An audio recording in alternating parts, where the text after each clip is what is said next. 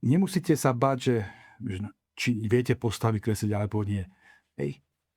Môže to vyzerať secestné naivné. Dadaizmus. Nejaký napríklad by to mohlo byť. Hej. Že proste nejde o to, že teraz idem na výstavu, ale ide o to, že ja idem to vyjadriť. Už to, že to idem vyjadriť, už to vám pomáha tak smutný ten svoj príbeh. Budete mu rozumieť. To znamená, kresliť a písať je to najdôležitejšie. A to, čo by k tomu ešte pomohlo, že keď sa viete nájsť viacerí muži, hej, že vytvoriť aj to spoločenstvo, kde môžete spolu nad tými otázkami, že každý môže sám.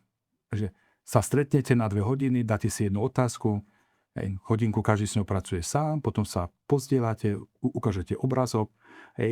To spoločenstvo, to zdieľanie má obrovskú moc. To by bolo najideálnejšie. Ale môžete pracovať aj sami, bo vždy je lepšie pracovať na svojom príbehu, ako nepracovať. Takže to, čo okrem zošita, ceruzok a farieb potrebujete ešte čas a potrebujete ticho a potrebujete otázky. Otázky vám dodáme po každom našom podcaste, aj tú maľbu, ako máte namaľovať, takže to máte vyriešené. A vy si potrebujete vytvoriť čas, ja poviem hodinku. Tie podcasty budeme asi púšťať raz za 2 týždne, takže do 2 týždňov je to reálne si nájsť takú hodinku, 2 hodinky čas, kde s tým pracujem. A ticho. To znamená chránený priestor. Nejde o absenciu zvukov, ale ide o to mať priestor, kde ma nikto neruší. Kde môžem len tak počúvať seba. Kde nevezmem mobil ani žiadne iné technológie a som len sám so sebou a dovolím, aby to vnútro začalo rozprávať. Tedy, kto začne prinášať celá táto naša práca, ktorú my chceme teraz spraviť, ona začne prinášať to dobré ovocie. Bo keď poznám svoj príbeh, tak začnem byť hrdý na svoj príbeh. Keď ho nepoznám, tak väčšinou vidím iba to temné a čierne. A niekedy nevidím, že to slnko za tými mrakmi je.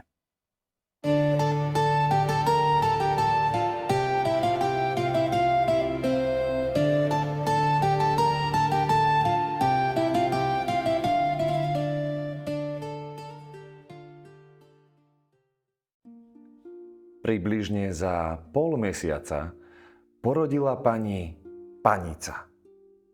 Tak veľká v dieťati planula sila, že matku skoro zahubila. Odtiaľto sa teda odohráva hlavný dej. Začína sa správa o našom slávnom hrdinovi. Nebudem pritom šetriť slovami. Keď sa cnostná pani prebrala z mdlôb, svoje dieťa objala, pozrela si a spolu s ňou i dámy, zvonček medzi nožičkami. Pozorne s veľkou radosťou. Veď to bol bez pochybností muž. Raz bude mocou meča, tak ako kováč v ohni iskry, bude on z príľb kresať iskry do všetkých strán, ako srdnatý a smelý pán. Kráľovnú viditeľne, skryto, tešilo jej dieťa. Boskáva ho a šeptá.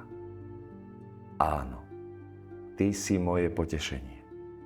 Môj syn. Potom vzala sama, bez núkania, svoje biele, červenavé kvety, však viete, o čom je tu zmienka, a začala z nich krmiť synka. Pod srdcom najskôr nosila, teraz sama kojila a vinula ho k prsiam, skrátka to bola poriadna matka. Skoro však radosť zo synka pohltila zlá predtucha. Tak opustila pani vdova šťastie svetské, svoje 3 zeme, i slniečko jej svietilo temne.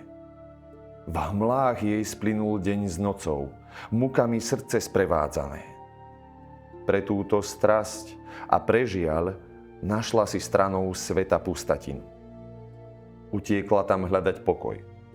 Ona i Gahmuretov syn, pár služobníc a pár sluhov.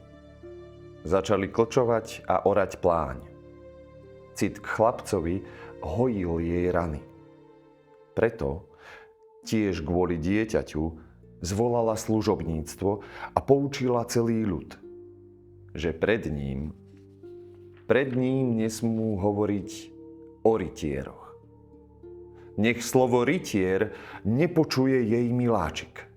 Nič o konaní tohto stavu, ktorý jej robil ťažkú hlavu. Nech navždy v reči s ním zamlčia, ako je to z rytierstvo.